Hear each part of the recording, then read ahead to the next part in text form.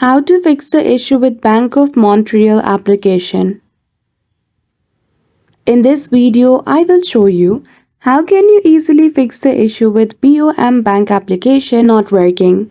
So without any delay, let's get into it. For that, first you need to head towards Google Play Store or Apple Store if you're an iOS device.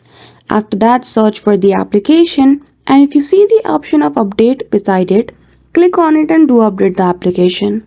After that, now you need to head towards the setting page of BMO application. So for that, tap and hold on the app icon and click on app info. After that, in the setting page, choose the option of storage and click on clear cache. Once you have cleared the cache for the application, now it will run smoothly, as sometimes collected cache can also affect the performance. After all this step, if your problem is still not solved, you are suggested to uninstall the application and reinstall it. So that's it. That is how easily you can fix the issue with BMO bank application not working. So I hope you found this video helpful.